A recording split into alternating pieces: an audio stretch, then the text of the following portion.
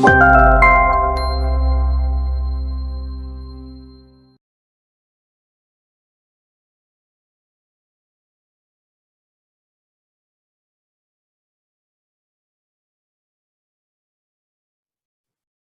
malam, sahabat super dimanapun berada. Puji Tuhan, kita dipertemukan kembali dalam acara Suara Pertobatan edisi Super Talk, yaitu Gossiper.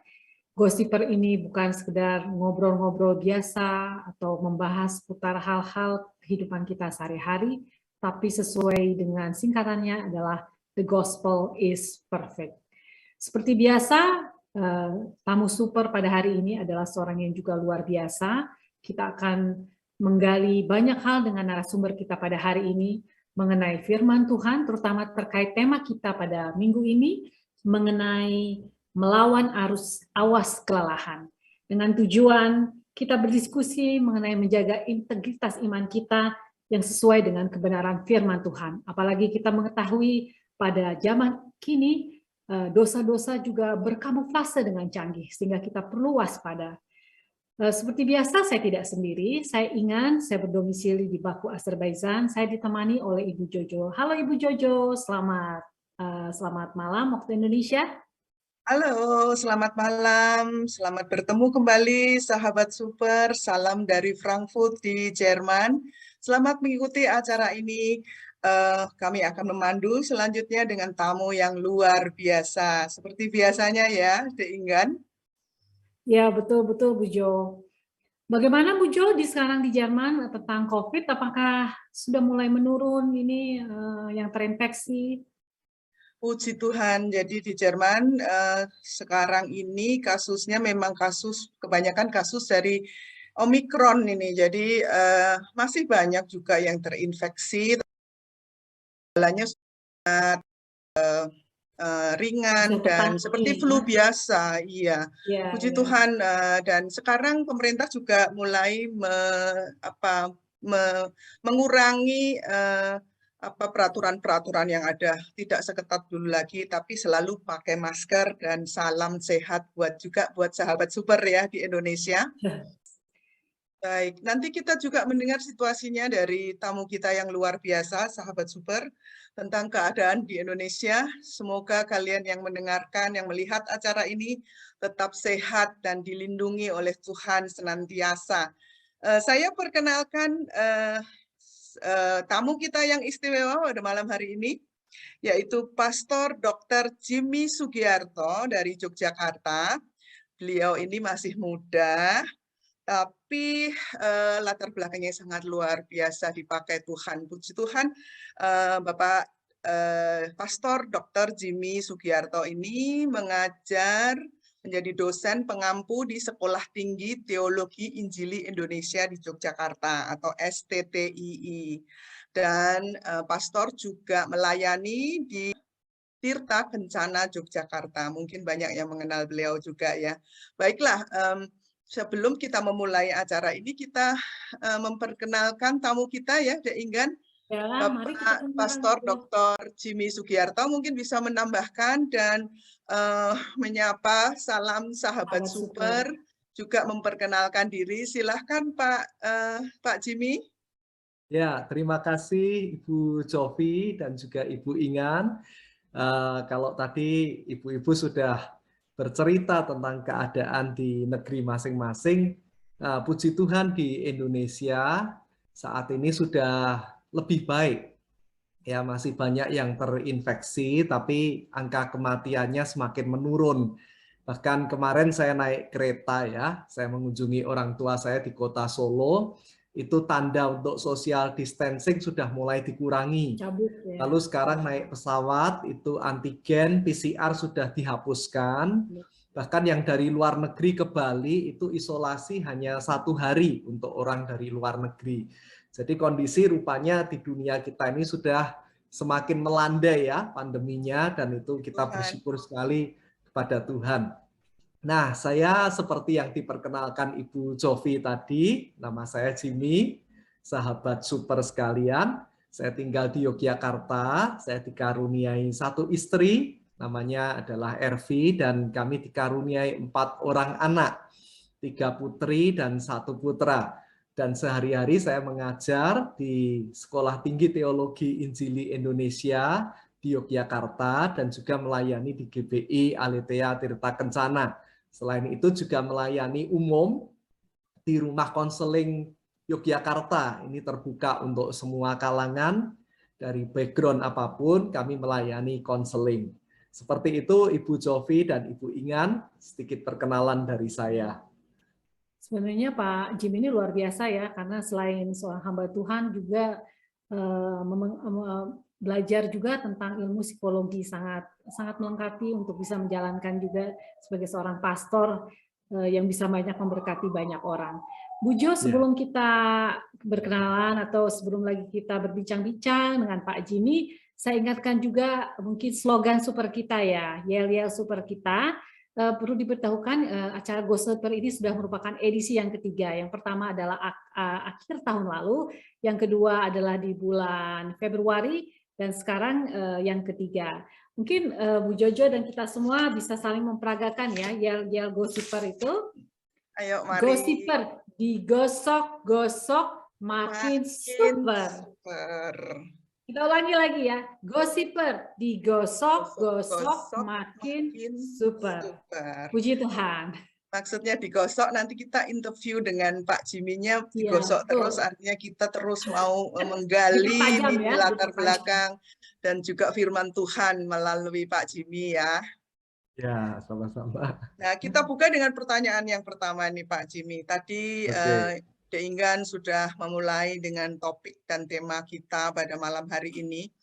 Dan tentunya di tengah-tengah masa yang penuh, yang modern, yang selalu berubah, penuh tantangan, penuh sekali godaan-godaan dosa, tetapi kita sebagai anak-anak Tuhan selalu diingatkan dengan satu ayat yang tertulis di dalam Roma 12 ayat 2 yang berbunyi bahwa jangan kita menjadi serupa dengan dunia.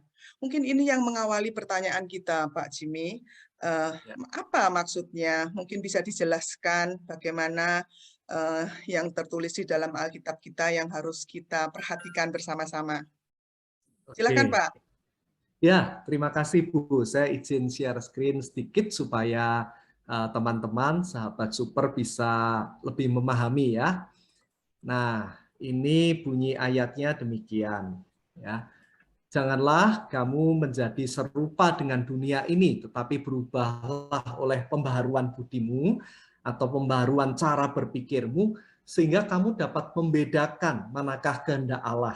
Nah, di situ ada titik 2, apa yang baik, yang berkenan kepada Allah, dan yang sempurna. Nah, apa sih maksudnya kita di sini ada 2 pesan ya Rasul Paulus. Yang pertama nadanya negatif, jangan kamu menjadi serupa dengan dunia ini. Nah, serupa dengan dunia itu maksudnya apa?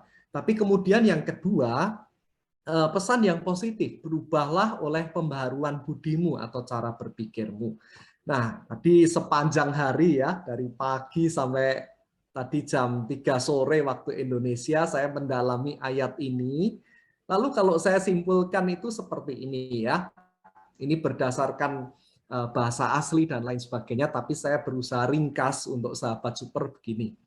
Yang pertama, jangan menjadi serupa dengan dunia yang jahat ini. Nah, di sini kalau di bahasa asli itu dikatakan jangan menjadi serupa dengan zaman yang jahat ini. Ya, di situ kata age. Bahasa Inggris yang dipakai yaitu zaman yang jahat ini.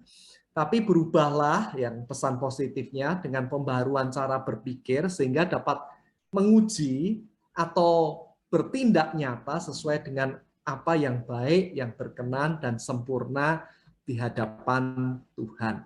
Nah, serupa dengan dunia itu kalau di dalam konteks Alkitab Perjanjian Baru, maksudnya itu serupa dengan sistem atau pola yang ada di zaman sekarang ini. Kalau dalam konteksnya Paulus, ya di zaman itu sudah ada hal-hal yang tidak sesuai dengan kebenaran firman. Tapi di zaman kita sekarang pun itu ada sistem-sistem dunia yang intinya adalah bertentangan dengan firman Tuhan. Nah, kalau saya boleh ringkas, saya tampilkan lagi. Ya, oke. Nah, ini ya. Bu Ingan, Bu Jovi bisa lihat ya. Alkitab itu mengajarkan kita bahwa saya plus Tuhan, maka saya akan berhasil. Ini sistem Alkitab ya. Jadi saya ditambah dengan Tuhan, maka saya bisa, saya berhasil, saya sanggup. Tapi sistem dunia itu kalau kita nggak hati-hati, mengajarkan sistem yang demikian. Saya minus Tuhan, saya sendiri bisa berhasil. Saya tanpa Tuhan, saya bisa. Saya tanpa Tuhan dengan pikiran sendiri, saya sanggup. Saya tanpa Tuhan dengan kreativitas saya sanggup. Nah, inilah yang Rasul Paulus larang kita. Jangan sampai kita ikut sistem dunia yang berpikir bahwa tanpa Tuhan, manusia itu bisa. Kita nggak perlu Tuhan lagi. Tuhan itu hanya menyusahkan. Itu sistem yang sedang dipolakan di dunia kita saat ini. Nah, Tuhan ingin ya melalui Rasul Paulus agar kita back to the Bible. Bahwa sekalipun kita hidup di tahun 2022, kita hidup di zaman postmodern, kita menyadari bahwa kita tanpa Tuhan itu sia-sia. Kita tanpa Tuhan tidak akan berhasil. But kalau kita plus Tuhan, maka apa yang jadi keterbatasan kita ditambah ketidakterbatasan Tuhan, kemahakuasaan Tuhan, kita jadi bisa, kita jadi sanggup. Nah, itu lebih kurang yang saya ingin jelaskan, Bu Jovi. Ya, oke. Makasih, Pak Jimmy, sangat menarik sekali ya. Tadi yang kita tadi dipaparkan oleh Pak Jimmy bahwa saya plus Tuhan berhasil. Saya tanpa Tuhan tidak berhasil. Karena memang kita lihat perkembangan kecenderungan sekarang ini, semua orang-orang kebanyakan ya, bukan kebanyakan mungkin, ya semakin terlihat ada kecenderungan juga untuk menyampingkan peranan Tuhan di dalam kehidupan sehari-hari. Dan melihat kecenderungan zaman ini, Pak Jimmy, apakah memang yang di dunia ini semuanya jahat? Karena kan Rasul Paulus berkata bahwa dunia ini adalah keinginan daging, keangkuhan hidup, dan keinginan mata.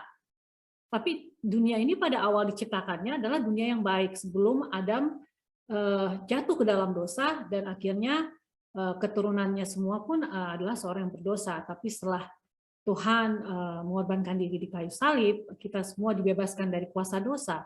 Tapi apakah setelah proses penyaliban itu kita sudah menerima keselamatan? Kita harus menyadari juga, Pak Jimmy, apakah memang ini dunia ini semuanya jahat sehingga kita jadi takut, menjadi tidak nyaman, dan kemudian juga kita mengandalkan kepada kekuatan, kemampuan, pemikiran manusia, sehingga bagaimana nih Pak Jimmy kecenderungan ini? Bagaimana kita memandang dunia ini? Jadi kalau kita melihat semua ini jahat, jadi apakah kita harus mengasingkan diri dari dunia ini? Apakah kita orang Kristen hanya eksklusif, hanya bergaul dengan orang Kristen dan tidak bisa bergaul dengan orang-orang berdosa, dengan orang-orang yang memiliki keyakinan agama lain? Mungkin Pak Jimmy bisa mencerahkan. Oke, terima kasih Bu Ingan. Nah, kalau saya boleh bacakan dari Kejadian pasal 1 ayat 31 ya. Ini kondisi sebelum manusia jatuh dalam dosa. Maka Allah melihat segala yang dijadikannya itu sungguh amat baik.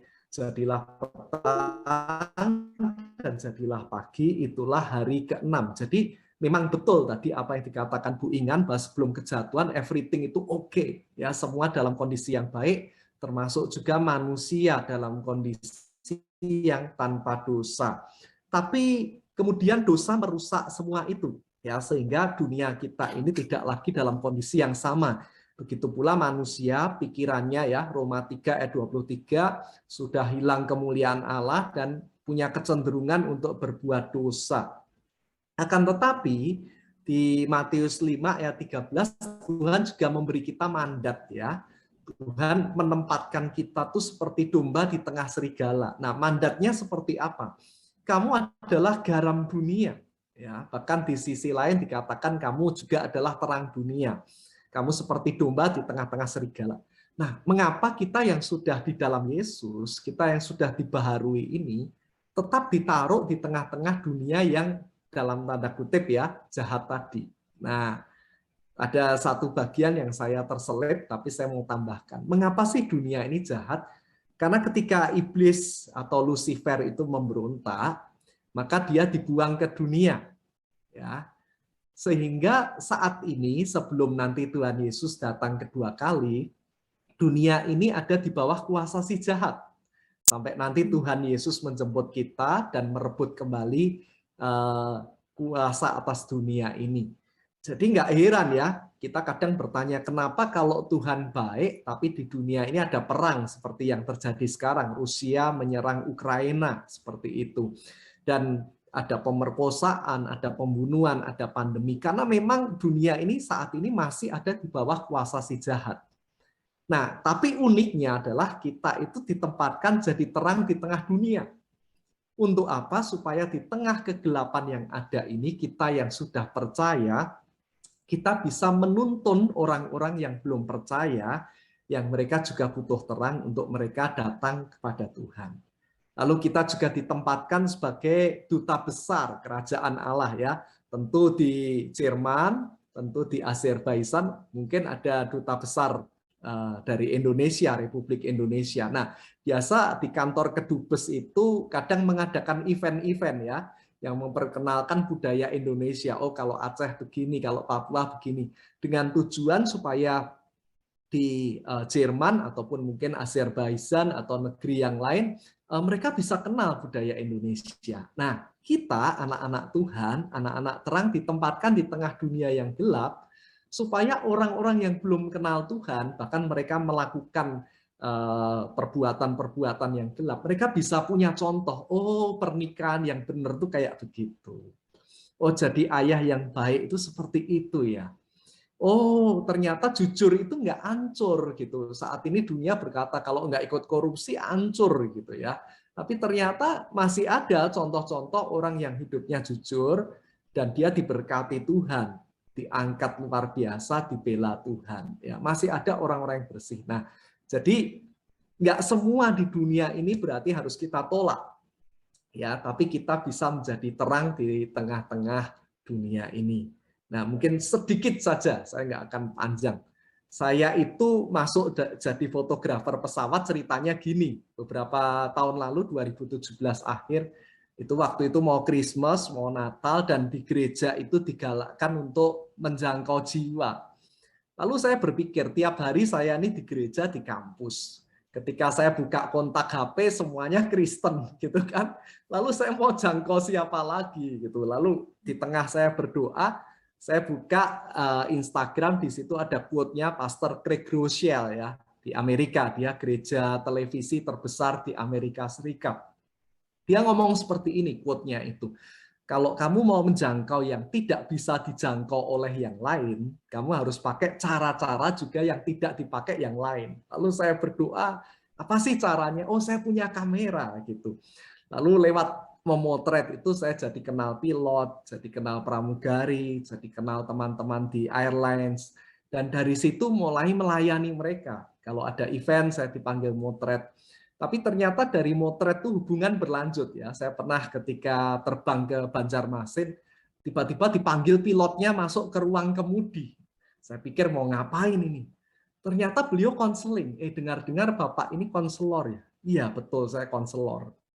Ya, padahal dia nggak seiman ya. Lalu dia mulai cerita, anak saya tuh kok punya kekurangan begini-begini, bisa nggak saya konseling? Lalu dia minta nomor dan akhirnya sampai di darat itu berlanjut pelayanan dan juga ada teman pramugari, ada teman-teman yang lain. Jadi ini menjawab pertanyaan tadi. Kita itu ditempatkan di tengah dunia yang gelap supaya kita anak-anak terang ini bisa menjadi terang yang menuntun mereka pada keselamatan dan kita bisa menjadi teladan hidup bahwa ternyata di tengah dunia yang kacau ini masih ada orang-orang yang bisa dicontoh hidupnya. Demikian Bu, itu sedikit Tuhan. dari saya. Berarti kita memang bukan menjadi orang yang eksklusif ya, tapi kita ditempatkan Tuhan sebagai utusan Tuhan ya. Itulah kita duta-duta besar bagi kerajaan surga untuk menjadi saksi ya Pak Jimmy ya, untuk menjadi saksi Betul, Tuhan sekali. sehingga orang bisa melihat Kristus dalam kehidupan kita. Yang menarik Pak Jimmy tadi yang Pak Jimmy sampaikan mengenai kesaksian dan juga mengenai firman Tuhan tadi yang telah disampaikan. Dan kalau kita lihat sekarang Pak Jimmy, ya memang bagaimana ya, kita sebagai anak-anak Tuhan tadi memang disampaikan harus menjadi saksi Tuhan. Tapi untuk menjadi saksi Tuhan pada masa kini juga tidak mudah. Karena kita dikepung oleh nilai-nilai dunia. Dan terjadi pergeseran, apakah yang dulu merupakan adalah kebenaran-kebenaran yang kita yakini harus kita ikuti, sekarang menjadi seperti relatif. Sepertinya seperti ini, contohnya seperti kehidupan seks sebelum menikah. Sekarang orang mungkin kadang-kadang tidak menganggap dosa di banyak budaya-budaya yang tidak mengenal Tuhan dianggap hal yang lumrah. Kemudian juga same sex marriage juga sudah dilegalkan gitu. Jadi apa-apa yang dulu sebenarnya kalau kita baca di Alkitab Tuhan tidak suka dan Tuhan melarang, tapi sekarang ada pergeseran-pergeseran seperti itu, Pak Jimmy. Nah, menindaklanjuti ini bagaimana Pak Jimmy melihat perkembangan ini, kecenderungan ini, dan bagaimana kita anak Tuhan bisa bersikap di tengah perubahan-perubahan nilai yang terjadi yang menjauhi dari prinsip-prinsip kebenaran firman Tuhan. Yes. Nah, ini tantangan yang nggak mudah ya, karena di zaman postmodern ini yang berlaku itu relativisme. Mana yang banyak di media massa, mana yang membanjiri media massa itu yang terlihat benar. Jadi sesuatu yang salah, tapi kalau digembor-gemborkan terus, lama-lama orang berpikir itu benar. Itu masuk jadi salah satu rumusan di media massa seperti itu. Nah, contoh tadi Ibu Ingan sudah menyinggung soal LGBT ya. Akhir tahun lalu di tengah pandemi ini saya amati ya di Instagram itu ada teman-teman bule ya, teman-teman luar yang mereka mengucapkan ke temennya. Jadi saya lihat, ini cewek sama cewek gitu, atau cowok sama cowok, dan teman-temannya menyelamati gitu ya. Selamat ya, kalian sudah jadian, kalian sudah married gitu. Bahkan mungkin yang menyelamati ini sebagian juga anak Tuhan, orang percaya begitu. Lalu saya lihat sebuah maskapai di Inggris ya, dia buat promo seperti ini, buy one get two kalau Anda adalah couples LGBT. Jadi kalau Anda berpergian dengan maskapai ini, dengan pacar Anda, dan kalian gay atau lesbian, beli satu tiket, dapat satu free. Gitu.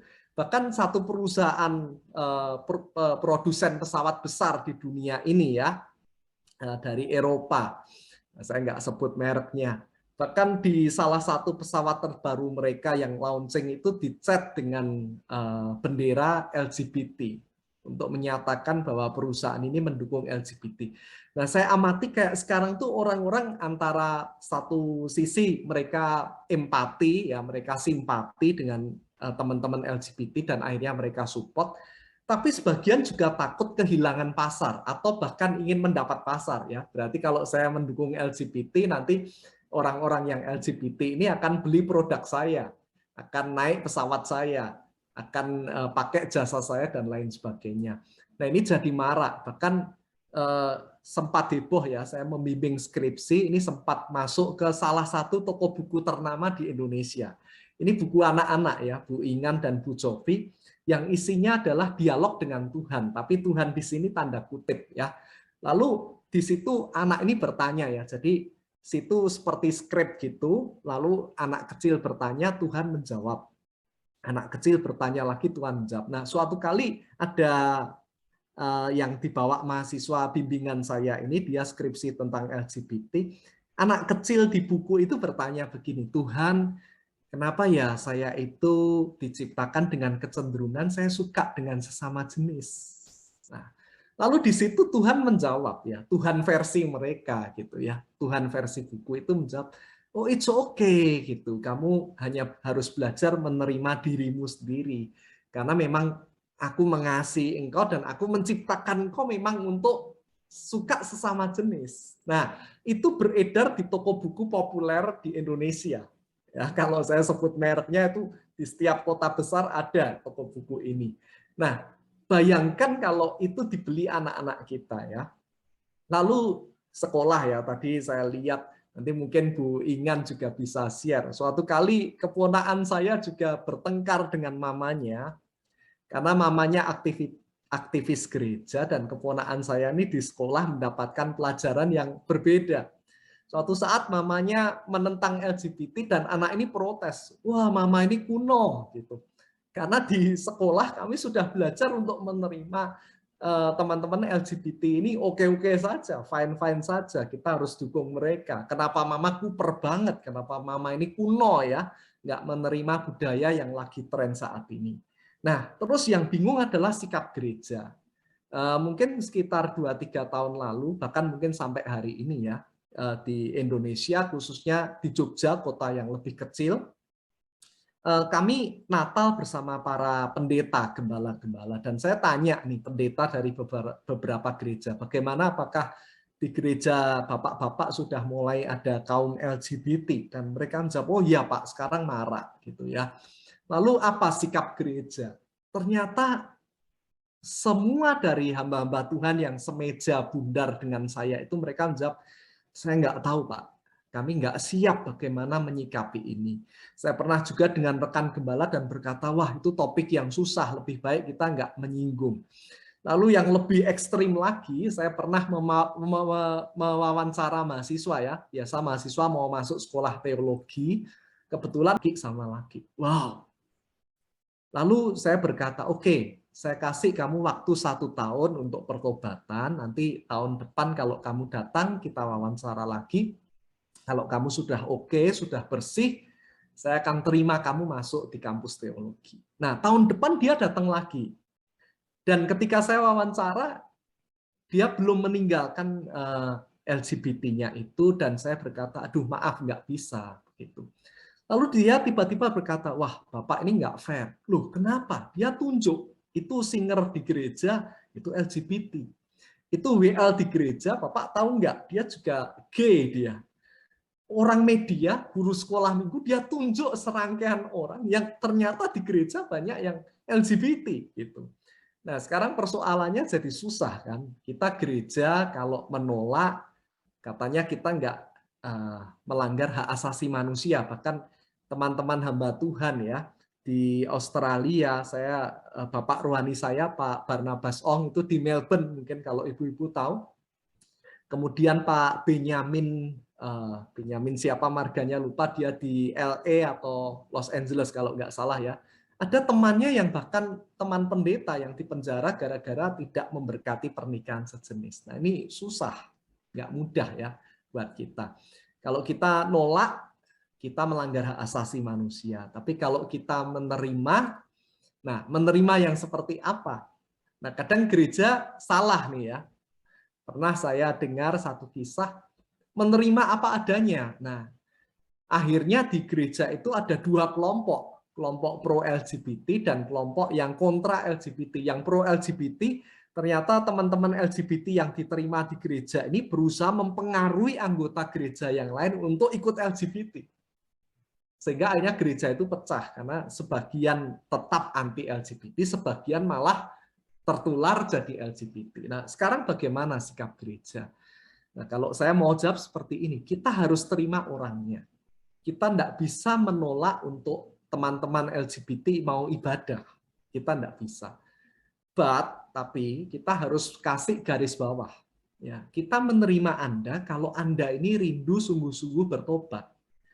Jadi gereja ini jadi sarana untuk merehab mereka. Tapi kita akan menutup pintu kalau Anda ke sini bukan untuk bertobat, tapi untuk mempengaruhi yang lain.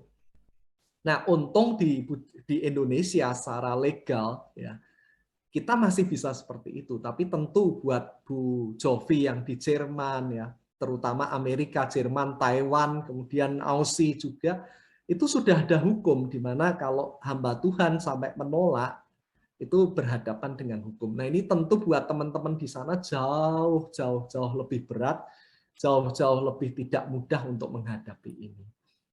Ya, begitu Bu Ingan, Bu Jovi. Betul sekali Pak Jimmy. Di Eropa, di Jerman ini memang sudah ada undang-undangnya. Jadi kalau pastor yang tidak menerima LGBT itu akan, atau justru menyuarakan anti LGBT itu bisa dihukum gitu.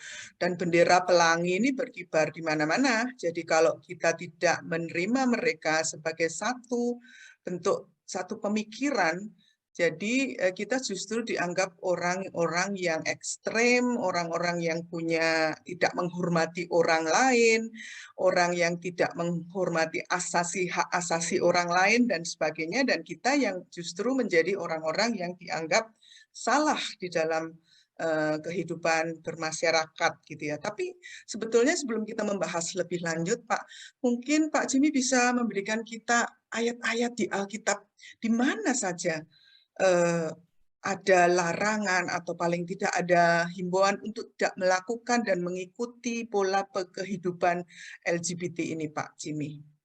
Ya, nah saya pernah ikut seminar LGBT ya, kebetulan pembicaranya saya lupa Pak Benyamin Wong atau Benyamin siapa marganya, dia orang Indonesia juga, tapi dia jadi dosen di LA kalau nggak salah. Nah, kita bisa pertama bertumpu pada Kejadian 1 ayat 31 tadi ya. Jadi ini yang selalu jadi perdebatan buat gereja dan teman-teman yang LGBT. Kalau Kejadian 1 ayat 31, maka Allah melihat segala yang dijadikan itu sungguh amat baik. Ya, titik di situ. Jadi sebelum kejadian itu tidak ada LGBT. Ya, kemudian kalau lanjut lagi ya, di ayat berikutnya saya akan buka ya, Kejadian 1 ayat 27, maka Allah menciptakan manusia itu menurut gambarnya, menurut gambar Allah diciptakannya dia laki-laki dan perempuan, diciptakannya mereka ya gitu. Nah, di Alkitab jelas, jadi Tuhan memisahkan laki-laki dan perempuan. Di situ tidak ada transgender, di situ tidak laki-laki dan laki-laki atau perempuan dan perempuan, tapi secara tegas Alkitab menyebutkan laki-laki dan perempuan. Nah, kaum LGBT selalu menekankan pada peristiwa di Sodom. Kenapa kalau LGBT itu dilarang di Sodom, Gomora, di situ laki-laki suka sama laki-laki misalkan seperti itu. Kenapa Tuhan izinkan? Nah, kaum LGBT selalu bersikukuh bahwa LGBT itu tercipta sejak penciptaan, sejak manusia belum jatuh dalam dosa. Sedangkan kalangan Kristen, kalangan teologi, mereka selalu dengan tegas berkata, oh no, sebelum kejatuhan dalam dosa, everything itu oke, laki-laki dan perempuan. Tapi setelah kejatuhan, karena kejatuhan itu terjadi di pasal 3, ya, sedangkan Sodom, Gomora, dan sebagainya itu terjadi setelah pasal 3, jadi kita memahami bahwa LGBT terjadi setelah manusia memang dipengaruhi oleh dosa. Jadi tegasnya adalah Tuhan tidak pernah menciptakan LGBT. Tuhan menciptakan laki-laki dan perempuan. Akan tetapi kadang ayat ini diputarbalikkan sehingga akhirnya LGBT itu dianggap ciptaan Tuhan. Lalu kalau didalami lebih lagi, LGBT itu ada dasarnya. Ya, teman-teman LGBT ini selalu, ya kami kan seperti ini karena kelahiran. Padahal menurut penelitian, ya, secara ilmu kedokteran, secara medis, LGBT itu bukan faktor medis sebetulnya. Bukan juga faktor hormonal, ada tapi sedikit. Tapi LGBT adalah faktor lingkungan. Jadi anak usia 0 sampai 11 tahun, ya, jadi dari bayi sampai usia remaja ya, SMP, SMA, kalau orang tuanya mendampingi, ya, terutama di 11, 6 sampai ke usia 11 itu kalau orang tuanya mendampingi, misalkan saya punya anak laki-laki ya, saya sebagai ayah mendampingi dengan baik, kemudian istri saya mendampingi anak perempuan saya dengan baik, mereka akan bisa mengidentifikasikan dirinya secara seksual dengan benar. Oh, saya ini kalau punya penis berarti saya laki-laki, kalau saya punya payudara berarti saya perempuan. Akan tetapi masalahnya di banyak kota-kota besar, negara maju, kadang orang tua nggak punya cukup waktu dengan anak. Itu persoalan pertama. Sehingga di masa anak harus identifikasi siapa mereka lost itu. Nah, plus ketika usia SMP, SMA, mereka masuk ketemu teman-teman yang juga punya kecenderungan. Nah, akhirnya jadilah gitu. Dia sudah bimbang dengan dirinya, who am I, ya. Lalu di sekolah ketemu teman-teman yang punya kecenderungan. atau nanti pada usia lebih dewasa di tempat kerja ketemu. Akhirnya jadi, dia merasa dikuatkan karena ada teman-teman yang menerima mereka. Lalu yang ketiga, kadang kelompok seperti LGBT ini mereka punya perhatian, punya care satu sama lain itu lebih kuat, bahkan kadang lebih hebat daripada gereja. Kepeduliannya, penerimaannya, ya itu pembelaannya. Aduh, kalau satu ini dibelain. Saya pernah mengkonseling ya anak gereja yang dia ingin lepas dari LGBT sama pasangannya ditonjok, jadi cemburunya luar biasa. Ada yang diancam dibunuh dan lain sebagainya. Nah, inilah yang kadang makin memperparah keadaan, ya. Seperti itu. Jadi kalau ayat-ayat di Alkitab basic kok, karena kan sejak awal penciptaan maka kita pakainya juga kitab Kejadian karena disitulah awal mulanya. Tuhan menciptakan tegas laki-laki dan perempuan. Tapi setelah kejatuhan barulah terjadi ya di Sodom, Gomora, di Perjanjian Lama ada pemburit, orang yang berhubungan seksual, maaf kata, lewat anus. Nah, di situ LGBT mulai terjadi, khususnya homoseksualitas. Lalu di budaya Yunani, Romawi, perempuan sama perempuan, di situ makin berkembang lagi. Seperti itu, Ibu. Ya. Baik, Pak Jimmy, sangat-sangat mendalam penjelasannya. Jadi LGBT ini kita harus sikapi sebagai anak-anak Tuhan bahwa kita tidak mendukung LGBT, tetapi kita tetap menyuarakan mereka kepada teman-teman kita supaya ada satu pertobatan. Dan kita menerima mereka selama mereka menginginkan, merindukan satu pertobatan dan kembali ke dalam jalan yang juga Allah telah tentukan bersama-sama. Nah, Pak Jimmy, tapi LGBT ini kan hanya satu masalah ya. Ada masalah lain nih di dunia yang postmodern seperti sekarang ini. Nah, ini yang masih ada di grau zona ini, yang bedanya tipis-tipis antara salah dan benar nih. Ini tentang adanya satu apa namanya Pak?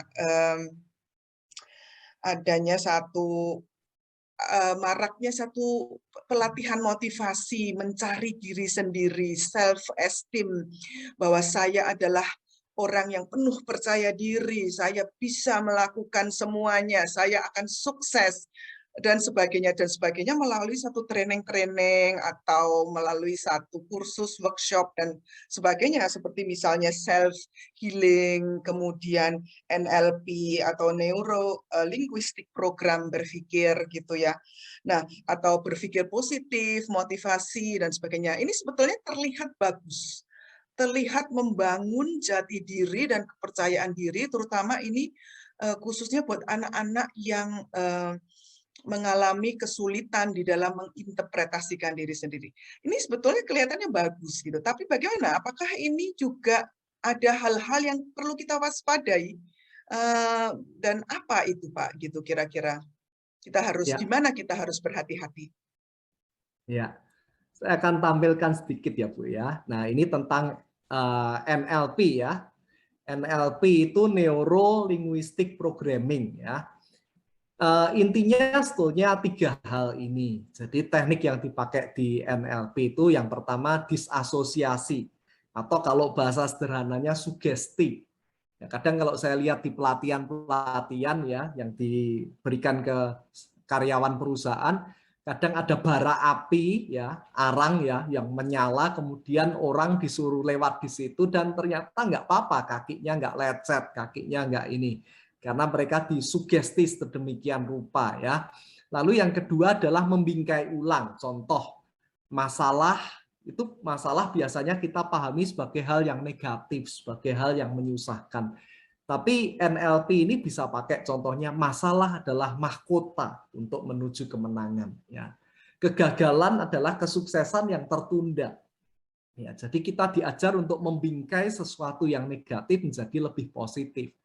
Nah, khotbah-khotbah hari Minggu sebetulnya adalah juga membingkai ulang ya peristiwa negatif atau masa lalu yang negatif dengan sudut pandang yang lebih positif, yaitu sudut pandang dari Tuhan. Tapi NLP juga pakai seperti itu, masalahnya minus Tuhan ya. Dan yang ketiga anchoring teknik ya. Ini alat bantu asosiasi ya. Misalkan warna pelangi, Mejiku Hibiniu, merah jingga ya. hijau, biru, dan lain sebagainya. Jadi kalau kita ingat singkatannya, kita akan ingat keseluruhannya. Nah, teknik-teknik ini membantu untuk berpikir. Nah, hanya masalahnya yang jadi persoalan adalah begini. Bentar, saya akan stop share screen. Kalau kita lihat, maka NLP ini kekuatan utamanya adalah pikiran. Ya, maka ada buku The Secret dan lain sebagainya. Hanya apa yang tidak ada di situ? Apa yang hilang di situ? Yang hilang di situ adalah Tuhan. Ya. Yang luar biasa sebetulnya gini, waktu itu saya tesis S2, saya meneliti manusia itu 2 bagian apa 3 bagian sih? Kalau orang karismatik berkata manusia itu roh, jiwa, dan tubuh. Ya, tapi kalau orang Injili, orang yang non karismatik kadang berkata jiwa dan roh itu jadi satu, yang kedua tubuh. Nah, konteks budaya Ibrani beda lagi. Kalau Ibrani itu jiwa sama roh itu jadi kesatuan. Nah, kalau di Yunani jadi 3 bagian, roh, jiwa, dan tubuh. Nah, anggap saja kita pakai budaya Ibrani karena kitab Kejadian 2 ayat 7 manusia diciptakan itu roh dan jiwa itu menyatu. Berarti jiwa termasuk pikiran, perasaan, kehendak. Jiwa itu penting. Ya. Dan selama kita melayani di bumi, Tuhan pakai tubuh kita, Tuhan pakai roh kita, Tuhan juga pakai jiwa kita. Malam hari ini kita berdiskusi, kalau kita nggak punya jiwa, kita nggak bisa. Kalau kita nggak punya pikiran, kita nggak bisa. Nah, yang jadi masalah dengan NLP adalah di situ pikiran yang tanpa melibatkan Tuhan.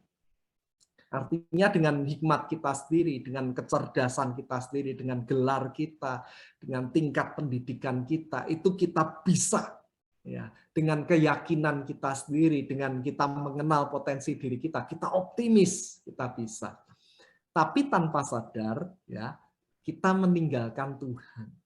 Nah, ini yang seringkali terjadi ya di Indonesia mulai. Kalau dulu Eropa ya, saya dengar banyak gereja tutup karena jemaatnya habis ya. Kemudian di Australia, di Belanda mulai terjadi. Nah, sekarang di Indonesia, apalagi imbas pandemi ini online. Anak-anak muda berpikir gini, kalau Tuhan baik, kenapa pandemi ini harus terjadi? Ya, ternyata kalau kita jaga kesehatan, prokesnya benar, pakai masker, kita juga nggak sakit, berarti yang menentukan bukan Tuhan. Nah, orang mulai mengandalkan pikirannya bahwa saya bisa menjalani hidup saya ini. Kemudian perkembangan lebih lanjut lagi, nanti cloning. Ya. Kita bisa lawan kematian, operasi plastik, anti-aging, kita bisa melawan penuaan. Singkatnya, manusia di situ kalau kita ringkas NLP ini, saya bisa tanpa Tuhan. Lalu bedanya dengan firman apa? Kalau firman, kamu berharga, kamu diciptakan segambar serupa dengan Allah, kamu luar biasa, tapi kamu bisa kalau kamu bersama dengan Tuhan. Nah, ini Bu yang harus hati-hati sebetulnya, maka saya berangkat dari ayat tadi karena background-nya sebetulnya sama. NLP itu lama-lama ya, kalau awal-awal enggak apa-apa untuk membantu kita enggak apa-apa, tapi di akhir kalau kita enggak hati-hati kita terlalu pede. Ya, seperti kisah Menara Babel, akhirnya kita merasa bisa tanpa Tuhan. Itu bahayanya. Ya. Ya, Pak Jimmy, ya, menarik tadi ya. Bahwa tadi saya yang tangkap dari penjelasan Pak Jimmy bahwa sekarang ini manusia berusaha menciptakan berbagai perangkat atau tools untuk membangun kehidupan yang positif dengan self-esteem, dengan LMP, dengan motivator ya, karena kita juga banyak motivator yang terkenal juga sekarang di dunia ya, karena saya lihat ada Jay Shetty dan berbagai macam. Tapi yang menarik tadi itu adalah membangun sesuatu berdasarkan kekuatan pikiran manusia. Saya juga termasuk sering juga sih Pak Jimmy, ada misalnya quote-quote, kan kita suka banyak juga ya orang quote-quote yang kata-kata positif, kemudian juga motivasi-motivasi yang memang terdengarnya juga enak. Tapi kalau bagi saya, ini pengalaman saya, memang kalau kita hanya sekedar membaca, kemudian juga melihat atau motivator di televisi, ya memang pas kita mendengar itu serasa baik, tapi kemudian selanjutnya juga tidak ada power untuk selanjutnya bisa mengubah kita. Dan kalau kita kaitkan dengan kehidupan orang Kristen, seseorang yang bisa memiliki power mengubah kehidupan kita dengan nilai-nilai yang baik itu hanya di dalam Tuhan Yesus, dan itu biasanya adalah melalui Roh Kudus kalau menurut saya Pak Jimmy ya. Karena dengan Roh Kudus itu kita dituntun untuk bagaimana bersikap, kita diingatkan akan dosa, kita dituntun oleh arahan-arahan sesuai firman Tuhan. Karena kalau yang motivator, NLP lain sebagainya, mungkin baik itu, tidak saya mengatakan bukan buruk gitu ya, baik juga. Tapi kalau terkait dengan pengalaman saya, bagaimana sebenarnya siapa yang bisa membuat power bisa kita melakukan atau menerapkan nilai-nilai yang sesuai yang Tuhan gambarkan di dalam firman Tuhan itu hanya melalui Tuhan Yesus dan melalui Roh Kudusnya gitu Pak Jimmy. Yes. Ya memang banyak orang bilang ya NLP atau motivator-motivator atau self esteem atau pencarian jati diri atau kata-kata ungkapan pikiran positif itu memang juga membantu untuk ya mencerahkan juga. Tapi kalau bagi saya itu terkait itu Pak Jimmy, bagaimana siapa yang bisa mengubah? Tidak bisa kita diubah oleh nasihat-nasihat hanya wisdom-wisdom dunia, tapi ada power yang bisa merubah kita di dalam Tuhan. Betul sekali Bu, betul sekali. Jadi ayat tadi yang kita baca ya, Roma 2 ayat 2, berubahlah oleh pembaruan budimu. Nah itu kalau diselidiki di bahasa aslinya, bahasa Yunaninya, sebetulnya perubahan itu terjadi bukan karena kita mentraining diri kita. Yes, kita perlu berusaha. Tapi perubahan itu sebetulnya adalah proses seumur hidup ketika kita berjalan bersama Tuhan. Roh Kudus akan mengubahkan pikiran kita, Roh Kudus akan mengubahkan karakter kita yang tadinya galak, ya jadi lebih sabar, yang tadinya sombong jadi bisa rendah hati. Nah, karakter itu susah dirubah, tapi kalau kita bekerja sama dengan Roh Kudus, maka perubahan itu permanen.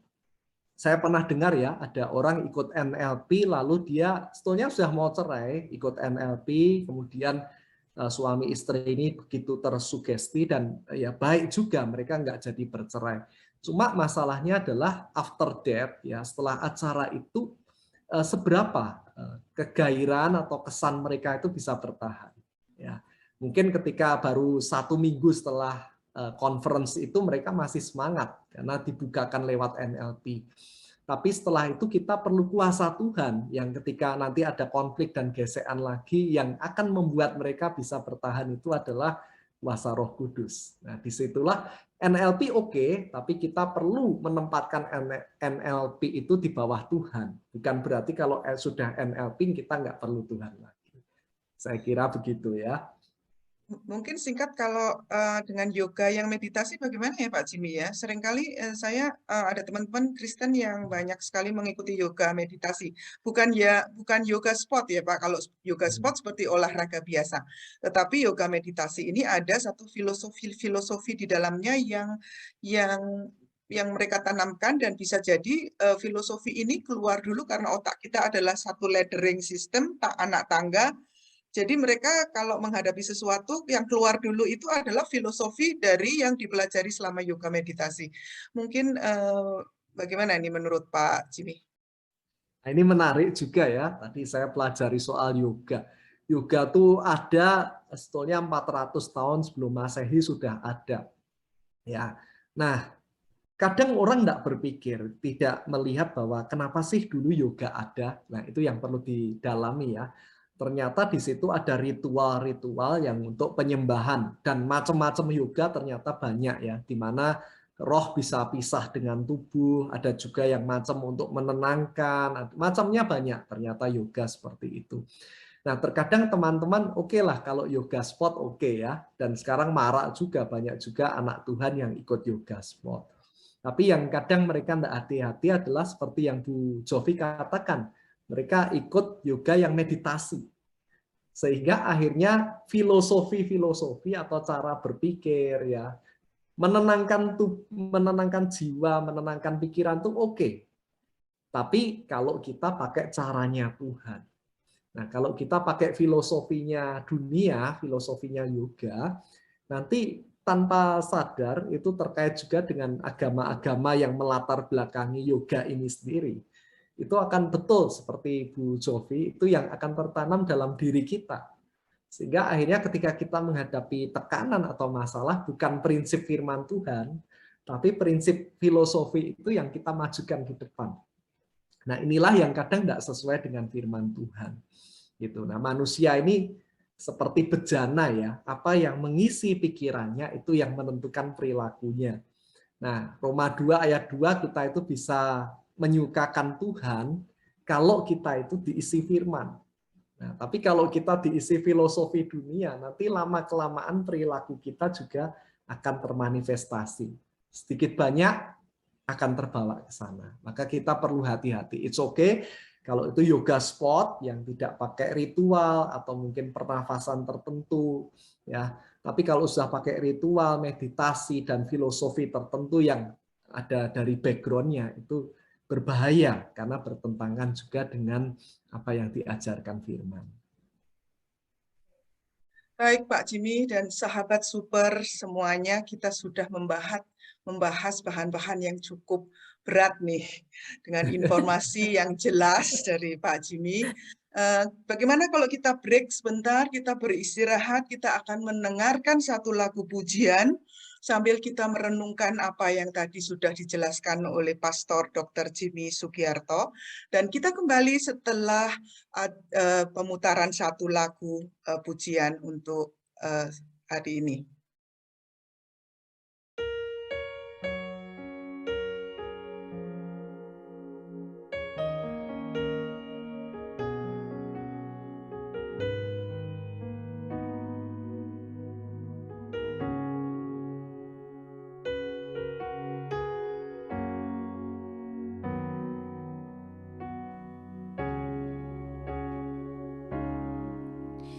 Engkau Bapa yang mengasihiku,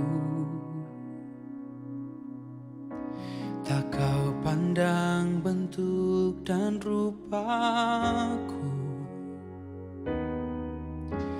Engkau mengasihiku dengan sepenuh hati, tak sama seperti dunia ini. Engkau Bapa yang mengajariku melewati badai yang kelabu. Engkau bawaku terbang bagaikan Raja Wali, melewati segala pencobaan. Engkau Bapa-Ku yang baik, mengerti bahasa tetesan air mata, tak kau biarkan ku berjalan sendirian, karena kau Bapa-Ku yang baik. Engkau Bapa-Ku yang baik, mengerti bahasa tetesan air mata, tak kau biarkan ku berjalan sendirian, sebab kau Bapa-Ku yang baik. Engkau sungguh baik. Oh, Engkau Bapa yang mengasihiku, tak kau pandang bentuk dan rupaku. Engkau mengasihiku dengan sepenuh hati, tak sama seperti dunia ini. Engkau Bapa yang mengajariku untuk lewati badai yang kelabu. Engkau bawaku terbang bagaikan Raja Wali, lewati segala pencobaan. Kau Bapakku yang baik, mengerti bahasa tetesan air mata, tak kau biarkan ku berjalan sendirian, sebab kau Bapakku yang baik. Engkau Bapakku yang baik, mengerti bahasa tetesan air mata, tak kau biarkan ku berjalan sendirian, sebab kau Bapakku yang baik. Engkau sungguh baik.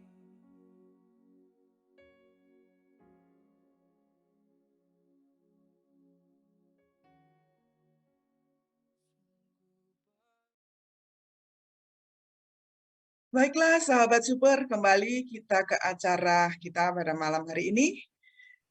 Saat ini kita akan memasuki tema yang berikutnya, yaitu kita ingin membahas lebih lanjut tentang postmodern. Tadi Pak Jimmy dan De Inggan sudah menyebutkan postmodern. Kita ingin tahu kira-kira bagaimana kita sebagai anak-anak Tuhan untuk menghadapi era semacam ini. Era di mana kita mendapat banyak sekali pengaruh, di mana kita harus mengandalkan rasio kita sendiri. Kita harus mengandalkan kemampuan pikiran kita sendiri. Dan juga feeling, affection, kemudian intuisi kita bahwa semuanya relatif, tidak ada satu kebenaran yang mutlak. Demikian juga kebenaran firman Tuhan bisa-bisa juga ditolak karena semuanya berdasarkan relativisme. Nah, sebagai anak-anak Tuhan, bagaimana kita menghadapi pengaruh-pengaruh dunia, perkembangan dunia di postmodern yang seperti ini? Kita akan tanyakan kepada Pastor Dr. Jimmy Sugiarto sebagai tamu istimewa kita pada malam hari ini. Ya, terima kasih Bu Jovi. Nah, ini sesuai judul kita ya, melawan arus, awas kelelahan ya. Nah, kita melawan, memang di dunia ini kita melawan arus gitu. Tapi yang Tuhan ingin adalah kita tidak melawan arus itu sendirian, tapi kita melibatkan Tuhan. Kita tidak melawan arus dengan kekuatan kita, tapi kita melawan arus dengan kekuatan dan penyertaan dari Tuhan. Nah, bagaimana caranya? Seringkali kita ini terseret arus karena masukan di dalam hidup kita atau input dalam hidup kita itu tidak seimbang. Ya, bayangkan kita hanya ke gereja seminggu sekali. Karena pandemi ini pun banyak gereja online. Ya, online paling lama 1 jam, kadang ada yang setengah jam atau 45 menit. Sedangkan kita menghadapi arus dunia 24 jam sehari, 7 hari seminggu, dan 365 hari sepanjang tahun. Ya, gereja mungkin cuma beberapa kali seminggu, tapi naik klub buka tiap hari. Ya, tempat-tempat hiburan, tempat-tempat mungkin judi dan lain sebagainya buka tiap hari. Acara televisi berbeda. Ya. Di zaman mungkin kita dulu waktu masih di Indonesia, zaman kita anak-anak, saya masih ingat stasiun televisi cuma TVRI. Itu pun acara yang menarik kalau di Sabtu malam ya. Ada film akhir pekan. Tapi sekarang generasi anak-anak kita, generasi muda sekarang televisi 24 jam, TV kabel berapa channel, ratusan channel mereka bisa pilih ya. Belum lagi Netflix, belum lagi lain sebagainya. Nah, bagaimana kita mengatasinya? Satu yang paling simpel adalah kita mengisi secara teratur hidup kita dengan merenungkan firman, dengan persekutuan dengan Tuhan gitu. Karena mana yang kita masukkan dalam pikiran kita, yang paling banyak, yang lebih banyak itulah yang akan menentukan hidup kita. Tapi kalau secara teratur kita merenungkan firman Tuhan, nah saya membiasakan diri saya ya, sebelum keluar rumah, ya, sebelum mengajar, minimal pagi itu saya harus bersekutu dengan Tuhan. Ya, kalau bangunnya pagi ya bisa lama, tapi saya di kantor pun saya berusaha. Bukan berarti karena saya pastor, lalu saya dosen teologi, saya sok rohani seperti itu. Tapi saya merasa kebutuhan. Karena arus dunia ini begitu kencang. Ya, sekarang ini menurut survei ya, Bu Ingan dan Bu Jovi, anak-anak sekarang itu dalam sehari dari buka mata, bangun tidur sampai malam tidur lagi, mereka menghadapi 3.500 keputusan harian. Nah, maka generasi sekarang itu lebih mudah stres ya. Kalau manusia gua kan begitu langit gelap ya sudah tidur, makan tidur gitu. Kalau kita sekarang dunia ini seakan-akan nggak tidur ya. Ada terus acara, ada terus kegiatan. Nah, otak kita yang sekecil ini itu dibombardir dengan informasi 24 jam. Nah, kalau kita tidak imbangi dengan firman, kita tidak akan kuat. Lalu yang kedua, bersekutu dengan Tuhan. Kadang kita merasa dunia ini lebih menarik karena kita belum kenal siapa Tuhan gitu. Tapi kalau kita kenal siapa Tuhan secara pribadi, kita bergumul, kita berproses dengan Tuhan, kita melihat yang asli itu lebih indah, maka yang imitasi tidak lagi menarik. Singkat ya, pernah suatu kali rombongan ibu-ibu Indonesia pergi ke Perancis. Lalu mereka mampir ke tokonya LV, ya Louis Vuitton. Ya. Lalu sambil antar ibu-ibu ini ada rekan saya pendeta, dia ngobrol dengan shopkeepernya, dengan penjaga tokonya. Lalu penjaga toko berkata seperti ini, itu tas-tas yang dibawa ibu-ibu Indonesia itu enggak ori. Loh, kok kamu bisa berkata seperti itu? Ya karena saya tiap hari jaga toko ini dan saya lap-lap bersih-bersih tas yang ori.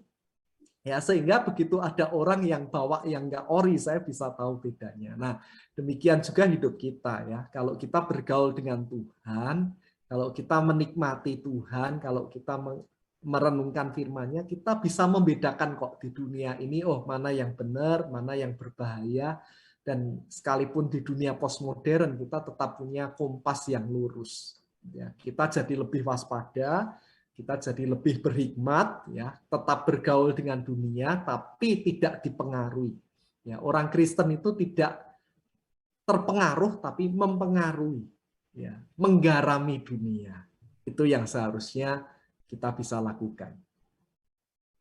Ya Pak Jimmy, tadi Pak Jimmy menyampaikan ya, yang memang fondasi dasar kita sebagai orang percaya, secara individual kita perlu memiliki hubungan yang intim dengan Tuhan, kita menyenangi firman Tuhan, mungkin terkait juga bersekutu, berdoa. Tapi bagaimana Pak Jimmy melihat keterkaitan ini suatu komunitas orang percaya? Karena kalau kita sebagai orang percaya tentu kita tidak dapat sendiri ya, kita membutuhkan orang lain, membutuhkan komunitas. Terkait itu bagaimana nih Pak Jimmy peran gereja yang sangat sentral di tengah keadaan seperti ini? Apakah gereja mungkin sekarang ini sudah tidak menyuarakan lagi suara kenabian atau suara kebenaran, atau bagaimana Pak Jimmy melihat peranan gereja memperlengkapi orang percaya pada masa kini? Ya, nah peran gereja itu seperti kata Bu Ingan sebetulnya sangat signifikan, sangat sentral gitu. Hanya seringkali dunia gereja saat ini itu saya rasa ya salah mengambil sikap gitu. Kalau kita balik ke tadi, kita ditempatkan jadi garam dan terang dunia. Ya, kita di tengah dunia, tapi jangan serupa dengan dunia. Tapi Tuhan tidak ngasih kita mandat untuk kita memisahkan diri dengan dunia. Nah, yang saya lihat sekarang ada dua sisi gitu. Sebagian gereja memisahkan diri dari dunia, sehingga ya lingkupnya cuma itu saja. Kita tidak bisa menggarami dunia. Sebagian gereja lagi terlalu mengikuti arus dunia sehingga tidak lagi seperti gereja gitu ya. Nah, lalu bagaimana tugas gereja? Tugas gereja adalah kita nggak boleh memisahkan diri dari dunia. Ya, kita harus mengikuti perkembangan dunia dengan cara-cara yang alkitabiah tapi penyampaiannya kreatif. Ya, saya tidak berkata bahwa semua gereja harus pakai lampu yang kecelap-kecelap ya, ada gereja yang seperti itu, macam Hillsong dan lain sebagainya. Tapi bagaimana gereja bisa menampilkan bahwa gereja itu up to date gitu. Saya pernah melakukan survei ke anak-anak SMP dari gereja-gereja ortodok yang ada di sekitar kita di Indonesia. Satu, mereka berkata gereja itu kalah sama yang lain karena yang lain pakai alat musik. Ya, kita lihat acara televisi Indonesia saja, RCTI, SCTV, Indonesian Idol ya. Kalau konser itu perfect ya. Padahal dulu gereja di zaman abad pertengahan, gereja itu musiknya jadi pattern yang diikuti dunia. Musik gereja, paduan suara gereja itu jadi topnya. Tapi karena gereja menarik diri, akhirnya sekarang top rankingnya itu dunia. Malah gereja yang niru dunia. Nah itu salahnya kita ya. Kita nggak boleh mengunci diri, kita harus mewarnai tapi dengan cara-cara kreatif. Lalu yang kedua, anak-anak remaja yang saya wawancara ngomong gini, saya nggak dong dengan apa yang dikatakan pendeta. Ya, karena pendeta itu khotbahnya terlalu tinggi, bahasanya terlalu teologis, sehingga nggak kekinian dan nggak menyentuh kehidupan generasi sekarang, nggak up to date khotbahnya. Khotbahnya kuno gitu. Nah, lalu yang ketiga mereka menghendaki pastornya tuh keren gitu ya, jangan kuno ya. Sekarang sudah zaman pakai casual gitu. Nah, saya lihat di Indonesia beberapa gereja Injili ya, tipe-tipe GKI itu mereka mulai casual ya. Mereka buka ibadah khusus, ibadah yang pagi tetap biasa, tapi ibadah yang sore itu mereka pakai band ya. Terus mimbarnya nggak pakai mimbar besar lagi, cuma pakai stand gitu kan. Nah, itu bisa gitu. Jadi generasi, saya pernah mengikuti conference hamba Tuhan. Sebetulnya generasi sekarang tuh nggak anti gereja kok. Mereka tuh pengen ke gereja. Mereka ingin dekat dengan Tuhan. Ini survei ya. Ini bukan hanya opini, ini survei betul-betul. Hanya masalahnya generasi tua, maaf kata, di gereja dengan pola yang tua itu menolak mereka. Ya, yang tua tetap inginnya ya gitu aja. Maka akhirnya anak-anak muda ini lari ke dunia. Lari ke nightclub, lari ke teman-teman yang bisa terima mereka. Lalu satu lagi ya, saya pernah lihat ini Mongol ya, komedian Indonesia itu kan diwawancarai, dia bekas panglima gereja setan ya di Manado. Diwawancarai, kenapa sih orang lebih mau ke gereja setan? Satu, dapat duit ya, bawa jiwa dikasih duit 500.000. Kedua, di gereja setan tuh apapun keadaanmu diterima gitu. Sedangkan kalau anak muda masuk gereja, kamu kurang gini, kamu kurang itu, diomelin terus. Sehingga akhirnya anak muda lebih memilih teman-teman yang mau nerima mereka apa adanya. Nah, ini bukan saya mendiskreditkan gereja, tapi ini pembelajaran buat kita bersama. Gereja itu sangat menentukan. Yuk, mari gereja bangkit untuk menggarami. Jangan takut. Karena kita punya Tuhan, seakan-akan sekarang kita ini powerless dan arus dunia lebih kencang. Enggak, kita punya Tuhan, kita tetap bisa kasih big impact buat dunia kita. Nah, kita minta hikmat Tuhan pakai cara kreatif ya. Ada sekarang saya suka tuh ya, video-video kartun yang dari Korea, pendek-pendek, tapi itu tentang memberitakan tentang Yesus, dan banyak orang terberkati dengan kreatif. Ada di Ukraina dulu sebelum bukan di Bogota, Kolombia ya, ada gereja punya grup dancer. Nah, ini tampil di sekuler ya. Lalu di China ada grup rohani yang mereka tampil di lapangan-lapangan dengan lagu sekuler, tapi kemudian mereka mulai memberitakan kabar baik di situ. Dan ternyata banyak orang yang merespon kok, banyak orang yang memberikan respon positif, bahkan akhirnya dipertobatkan. Jadi gereja sebetulnya nggak luntur, tapi kita masih bisa mempengaruhi kalau kita bangkit dan kita pakai cara-cara yang kreatif. Begitu, Bu. Sangat dibutuhkan. Luar biasa nih, Pak Jimmy. Kita terberkati sekali dan kita udah berbincang-bincang sekarang mungkin 1 jam lebih tidak terasa. Kalau saya ini pertanyaan terakhir dari saya, Pak Jimmy, karena saya tahu juga Pak Jimmy ini kan psikolog ya. Ya. Bagaimana kan Pak Jimmy juga sudah banyak mungkin melihat orang konseling, mengalami pengalaman-pengalaman yang mungkin tekanan-tekanan hidup dan lain sebagainya. Nah, kalau Pak Jimmy sendiri berpandangan, apakah psikologi atau mungkin juga yang memberikan obat, misalnya psikiater ya, mungkin terkait psikiater, apakah itu cukup tuh di tengah masa kini? Karena sekarang kan psikologi sangat terkenal ya, orang-orang kalau ada masalah tekanan, ada masalah persoalan-persoalan kestresan juga mereka konseling ke psikiater, psikolog gitu. Apakah itu cukup Pak Jimmy untuk memperlengkapi orang menghadapi mental kejiwaan gitu? Apakah kita harus go beyond that atau bagaimana Pak Jimmy? Ini saya tanggapan karena Pak Jimmy saya tahu unik ya latar belakangnya seorang hamba Tuhan, tapi diperlengkapi juga dengan pengetahuan mengenai psikologi dan sekarang juga sedang menempuh studi lagi ya untuk psikologinya ya Pak Jimmy ya. Dan juga konselor keluarga. Iya, konselor ya. Iya. Nah, ini sesuatu yang menarik, Bu. Ya, dosen saya berkata, dan saya sendiri ngalami ya, dulu di S1 psikologi itu anti banget sama yang namanya Tuhan. Bahkan di ruang konseling, kalau ini bukan konseling Kristen, konseling umum, kita tidak boleh bawa-bawa doa kecuali konselingnya atau pasien kita yang minta, memang Pak bolehkah saya berdoa, baru kita boleh berdoa bersama mereka. Ya.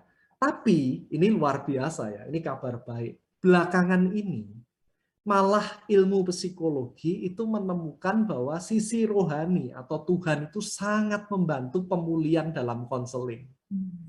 Ya, maka ada psikologi yang karena mereka nggak kenal Tuhan, akhirnya larinya ke meditasi, yoga dan lain sebagainya.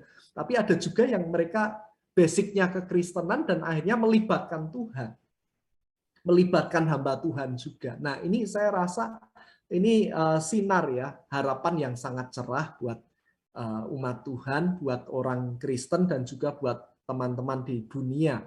Bahwa ternyata saya banyak ya, seringkali pernah nih mengkonseling masalah perceraian.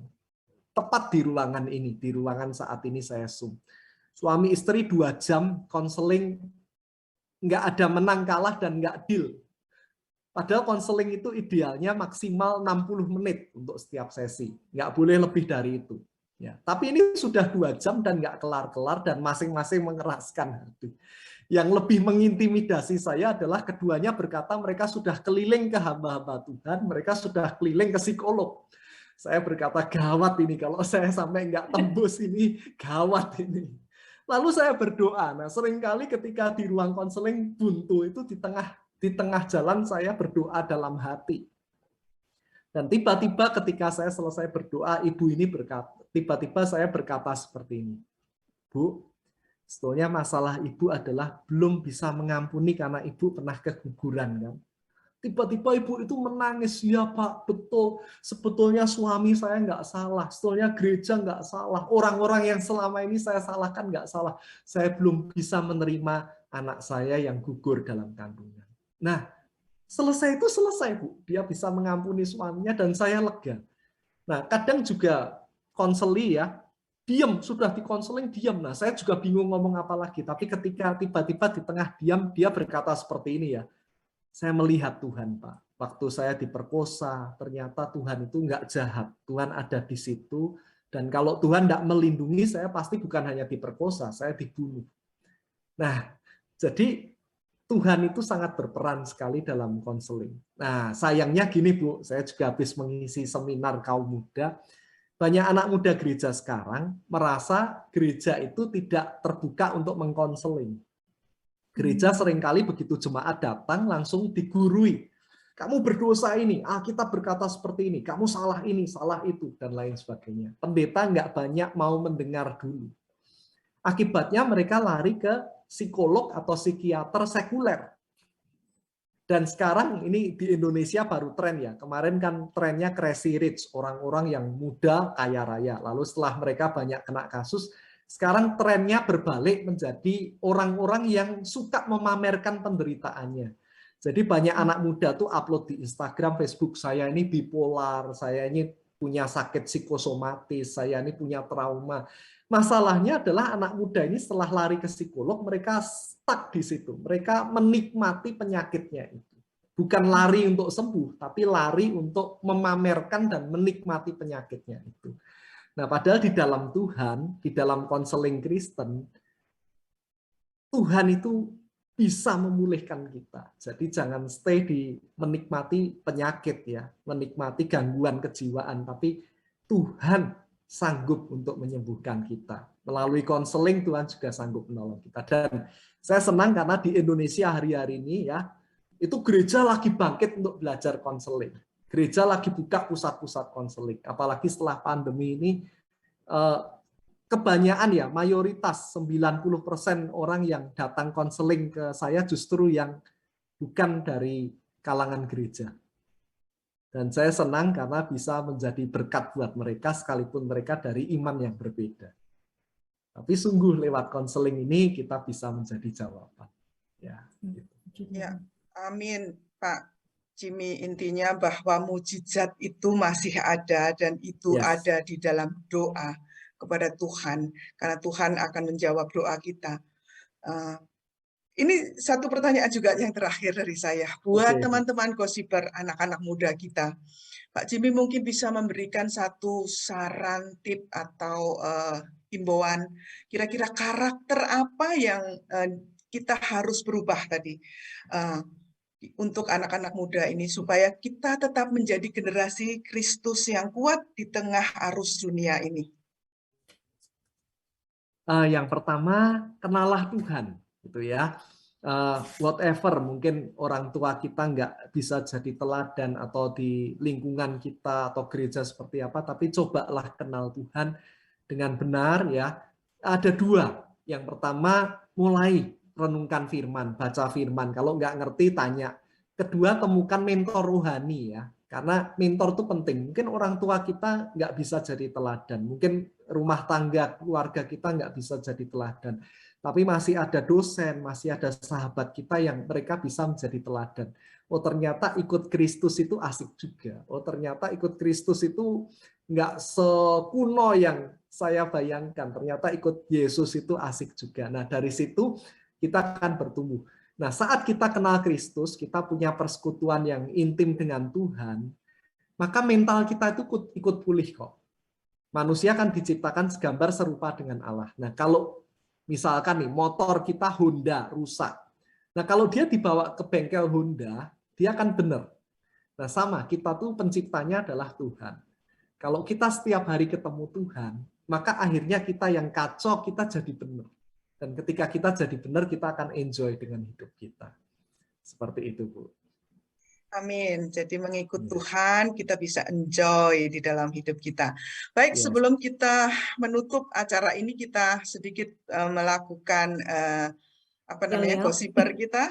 Yel-yel ya. Yel-yel Gossiper. Yel-yel kita. Jadi Gossiper digosok-gosok makin super. Baiklah, terima kasih Pak Jimmy Sugiarto. Kita sudah banyak berbicara tentang tema kita, melawan arus dunia, awas kelelahan dan terhanyut, gitu kalau saya tambahin ya. Jadi intinya tetap kembali seperti apa yang tadi Pak Jimmy sudah bicarakan, bahwa saya plus Tuhan itu bisa. Itu inti daripada tema kali ini ya. Jadi jangan saya minus Tuhan bisa, tetapi saya bersama Tuhan saya bisa. Jadi bisa mengatasi, bisa melawan arus dunia ini yang penuh dengan kejahatan, penuh dengan hal-hal yang menjerumuskan kita. Tetapi berjalan bersama Tuhan, kita akan mampu dan kita akan bisa menikmati, enjoy di dalam hidup kita. Baik itu tantangan dari rekan-rekan tentang LGBT, baik itu tentang filosofi-filosofi yang kita pelajari dari NLP, dari yoga, dari apapun training-training workshop motivasi, tetapi kita harus mengandalkan Tuhan. Karena hanya di dalam Tuhan kita ini mampu. Kita ambil satu ayat di dalam Mazmur 62 ayat 8. Pada Allah keselamatanku dan kemuliaanku, gunung batu keselamatanku, tempat perlindunganku, ialah Allahku. Baik, Dek Inggan, kita mengucapkan terima kasih kepada terima kasih para banyak, Pak Jimmy. pemirsa, sahabat Gossiper. Ibu Jovi, Bu Ingan, Gossiper, terima kasih. Terima kasih Pak Jimmy Sugiarto. Pak Tuhan Jimmy memberkati pelayanan Pak Jimmy. Ya, bisa tutup dalam doa Pak Jimmy, agar sahabat-sahabat super juga yang masih mungkin ada yang sedang galau, sedang juga mengalami masalah, baik itu mungkin kecenderungan-kecenderungan yang menyimpang ataupun dosa-dosa lain, bisa menemukan pertobatan, menemukan persekutuan yang erat dengan Tuhan, hidup dalam damai sejahteranya, dan menjadi utusan-utusan atau duta bagi Kristus. Silakan Pak Jimmy. Oke. Buat sahabat Mari. super, kita bertemu di acara yang berikutnya. Ya, silakan Pak Jimmy ditutup dalam doa. Ya. Mari kita berdoa, sahabat super. Tuhan, saat ini kami percaya Engkau mendengar apa yang kami perbincangkan. Bahkan Tuhan hadir dimanapun kami berada. Saat ini kami berdoa untuk sahabat super, apapun yang menjadi pergumulan mereka di tengah masa atau zaman postmodern, di tengah pergumulan LGBT, di tengah pergumulan dunia yang arusnya deras ini. Kiranya Tuhan menolong mereka. Hari ini sahabat super, dengarlah bahwa Tuhan mengasihi engkau. Dan Tuhan beserta dengan engkau. Tuhan menerima dirimu apa adanya, namun Tuhan tidak membiarkan dirimu apa adanya. Tuhan akan menolong sehingga engkau bangkit dan boleh bersinar. Saat ini hamba-Mu berdoa, Tuhan, kuatkan setiap pribadi yang mendengar acara ini, pulihkan yang mentalnya sedang tertekan, berikan kelegaan, bahkan kesembuhan bagi yang sakit, Tuhan. Kami serahkan mereka dimanapun berada, Tuhan tolong, bahkan mujizat-Mu masih berlaku buat mereka. Terima kasih untuk acara ini, kami sungguh terberkati, di dalam nama Tuhan Yesus kami berdoa. Amin. Amin. Terima kasih sampai Pak bertemu Jimmy. di Terima kasih Bu acara Jojo. berikutnya. Selamat malam. Super. Selamat Tuhan sore. memberkati. Tuhan berkati. Memberkati.